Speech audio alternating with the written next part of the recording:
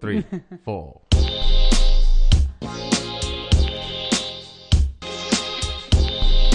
IVO BOVE in the house, y'all.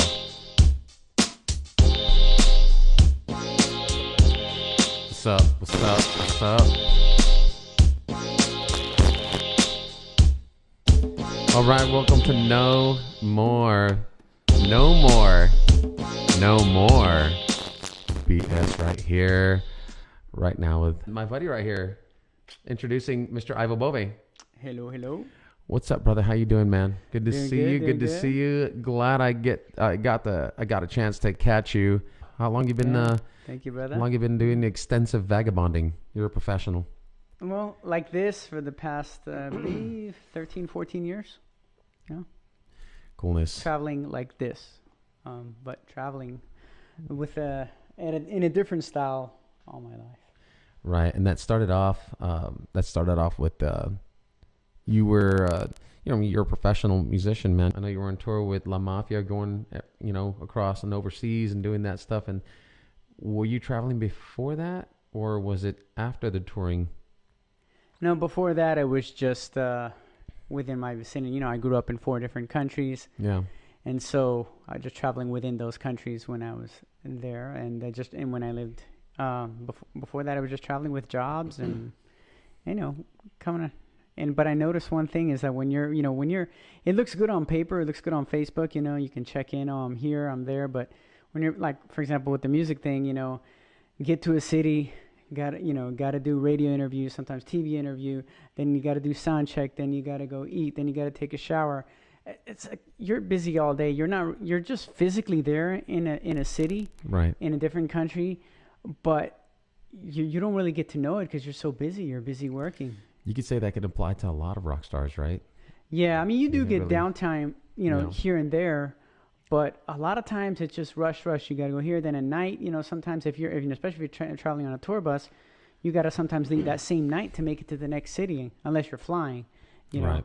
So it depends. Sometimes we were on a tour bus, sometimes we're flying. It depends on, the nature of where the gigs were at, and the distance between them.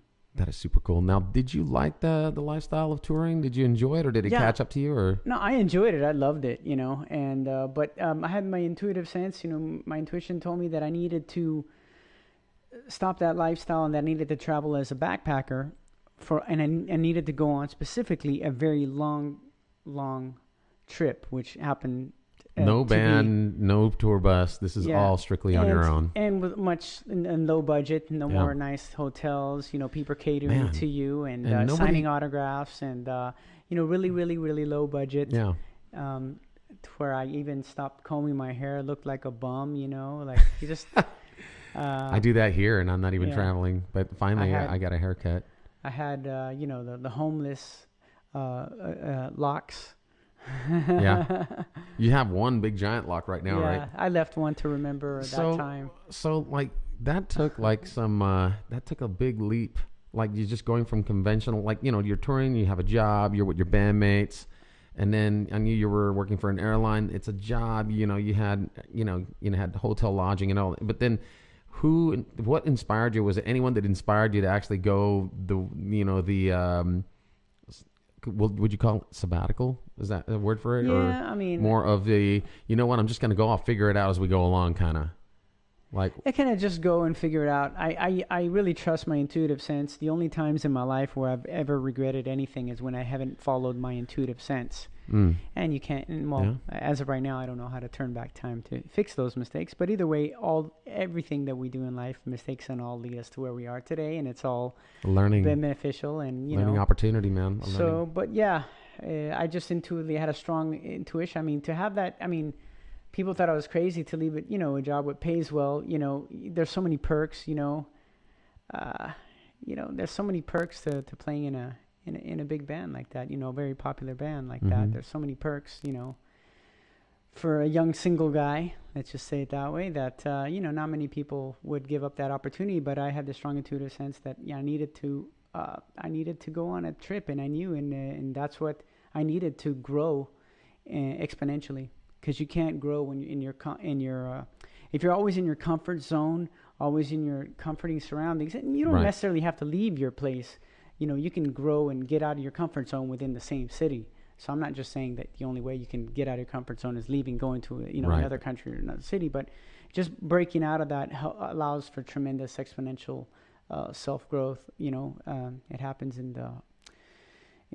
the eye of adversity. If everything is all it just takes the peachy and one. stuff. It's like It's a different pace of life, and then you meet other people who've broken free, and figured out a way to. Maybe some people work a few months, several months, or half a year, and then travel the rest. Or some people do different ways. There's digital nomads who work online. There's so many different people. Digital nomads. People who never hear anyone talk about digital nomads. Yeah, there's basically people who work online, and they can basically work from anywhere in the world as long as they have a laptop. And they get paid through their PayPal. Or however into way, their or account. through their bank account, or whichever Sweet. way, yeah. Digital nomad. And then they live everywhere, and they set up, basically what I do is outsourcing my lifestyle. So if you make your money in a stronger economy, and you go and outsource your lifestyle in let's say a weaker economy where your money is worth twice as much. Right. You essentially are going up in social class, but you can afford more things in other countries, so your lifestyle is a little bit more posh, I guess you could say, with the money you make from a stronger economy, and you go into a weaker economy. So it's a way to extend, and that's what people do when they make their money in a stronger economy, and then they take 6 months somewhere, and or some people can go a year, and then go back to work for a while, and then go back it's also, everybody does it differently. Yeah, exactly. Because I'm sure like a lot of people look at that, and you taught me how to do that. So you look at the, look at what places are getting kind of popular. At the same time, look at what places look at the U.S. dollar exchange and see how long you could last with $3,000 out there. You know what I mean? Yeah. Like I think South Asia and Thailand and Bangkok and all those areas are pretty doable with at least $3,000 or $4,000. Got a buddy of mine, the guy that hooked us up with the hotel in Kopangang Island. He went back. He just left. Actually, he's leaving as we speak. As a matter of fact, he just came back home and he saved up $3,000. That's all he needed. Yeah. Just to get a place there to last him for 6 months. Yeah. And he, as he got there, he starts to teach underwater scuba diving. So as long as he goes there and he pays, I pay my 6 months. I have a place, and then I just go back to work. Yeah. Just to eat. So a lot of people, like you said, a lot of people do it different ways. That's awesome, man. And everywhere is different. I want to go to Europe, man. I know it's really expensive. I know, that one's gonna a toughie. You know what I mean? Yeah. So that one is you're actually going. Europe is a stronger. It's more expensive than the U.S. Well, with the exception of New York, Boston, San Francisco, Los Angeles. Places like that are England. Probably up to par with Europe prices. In certain places. But it depends on where you go in Europe. I said you can go to Eastern Europe, but everyone wants to go to Western Europe. Right. And I saw that too. I saw that the trips were cheaper in Eastern Europe than they were in Western Europe. Because I wanted to start off with maybe like doing a 2-week tour or something for right now. I don't know if I want to split for a month yet. I don't know if I'm ready to go for a month yet to Europe. But 2 weeks anywhere, I would just choose you did in Thailand. Is just choose maybe 3 places. Because the thing is, there's some people that are traveling, they go 2 days one place, 2 days, and then you need a vacation from your vacation when you come back. And especially, and that's really tiring. And you don't really get to know the places because you're just rushing 2 days. So when it's short time like that, just pick a few places and get to feel them out and get to know them better, immerse yourself a little longer in each place. Like when you were with the airline that gave you a chance to go some different place, even though you were on a schedule, you had to spend a night at a hotel, get back in the plane and split the next day. I'm sure there were cases where you went to places and you saw, hey, I need to come back to this place aside from doing this job. Yeah. In my 2-year stint with this charter airline, they would send me out for 4 months at a time. It was the kind of job where if you want a job, you got to be able to live out of a suitcase and then out of a lot of times 5-star hotels. Mm-hmm. Wow. Yeah, and you were just flying, and then you were checking into the hotel and sleeping, getting up, and then in Caracas, Venezuela, we had ex-President Carter come and was staying at the hotel. A recording artist. We had Elvis Crespo. But the airline put you in these posh hotels. Yeah, because the exchange rate, it's cheap. A 5-star hotel in Venezuela as compared to the U.S. or in Latin America, it's again. I stayed So, I stayed in a really nice posh hotel just for the fun of it. When we split ways from Yeah. Kopangang Island, and you and your Yeah. dad went down to Bali, and I took the train ride straight back up to Yeah. Bangkok. And I said, man, I'm gonna get a posh hotel for $49 a night, man. And it was like the West End downtown. It was just like $49 US, Yeah. compared to $200 or $300. yeah, and so that's Yeah. you get this huge difference, It was and fun, for the man. I had a same good time. amenities, Yeah. Very, very cool. We're going to get back with IVO BOVE here. We're going to take a quick break, but we'll get right back with you right here on No More BS. And we are back with a little bit of some jam session with my buddy IVO BOVE here that we promised you earlier. So let's go ahead and take it away, Mr. IVO BOVE, right to your brother. Ladies and gentlemen, Mr. IVO BOVE.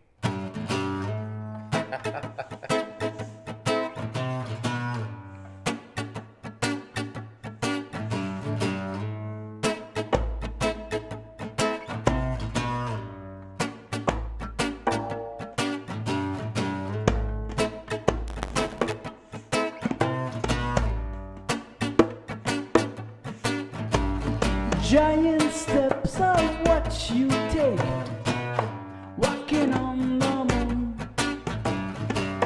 I hope my legs don't break, walking on the moon. We can walk forever, walking on the moon. We can walk together, walking on the moon, walking on the moon.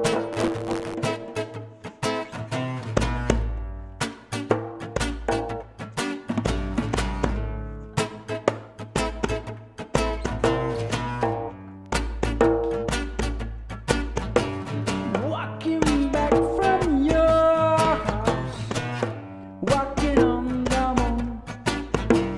Walking back from your house, walking on the moon. Feet don't barely make no sound, walking on the moon. Feet don't barely touch the ground, walking on the moon, walking on the moon.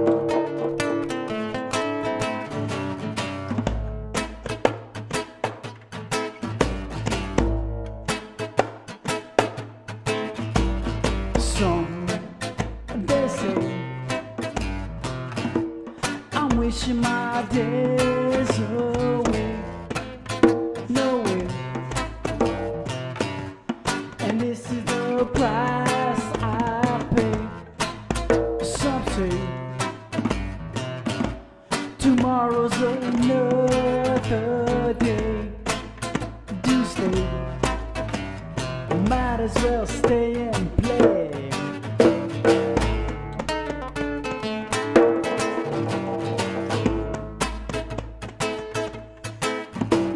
Walking back from your house, walking on the moon. Walking back from your house, walking on the moon. Feet don't barely touch the ground, walking on the moon. Feet don't barely make no sound, walking on the moon, walking on the moon.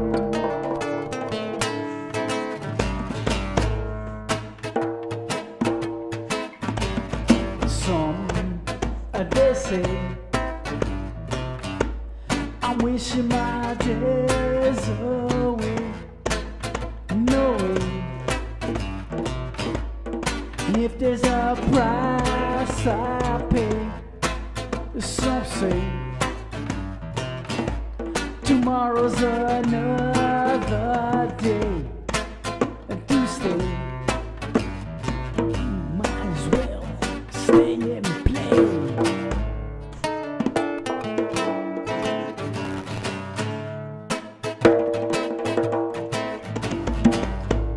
Whoa, yo, yo, yo, yo.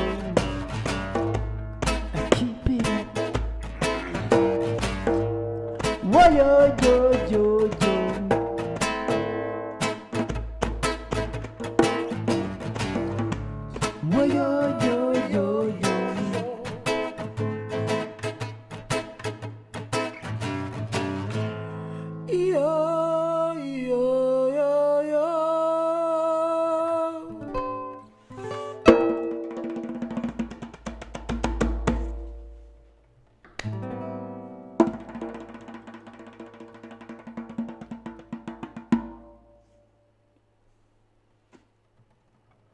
Lovely. Mr. IVO BOVE once again, everyone. Thank you, Mr. IVO BOVE, for coming out and having a wonderful talk and raising the vibrations and the frequencies that we all need here on this planet. I appreciate you, my brother. I appreciate High five, you, man. brother. That was lovely. We're gonna be, you know what? Let's pound it. Boom. Something like that. But yeah, we're gonna start doing this more often. Oh yeah. Let's see.